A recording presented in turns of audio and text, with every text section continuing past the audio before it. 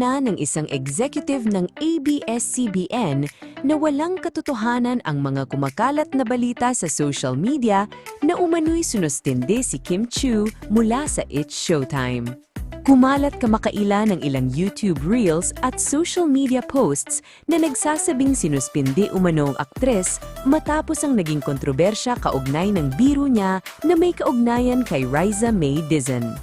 Agad namang naging usap-usapan ng naturang claim at ikinabahala ng ilan sa kanyang mga tagahana.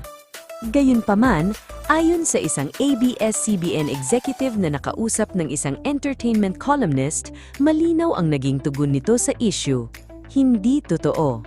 Sa pamamagitan ng pahayag na ito, pinabulaanan ang mga kumakalat na ulat na may suspensyon na ipinataw laban kay Kim Chiu. Marami namang fans ni Kim ang natuwa sa paglilinaw na ito. Ayon sa kanila, mahalagang hintayin muna ang opisyal na pahayag mula sa network sa halip na agad maniwala sa mga kumakalat na impormasyon sa social media. Umaasa rin silang matapos na ang issue upang makapagpatuloy ang aktres sa kanyang mga proyekto at sa pagbibigay ng saya sa mga manonood ng It's Showtime.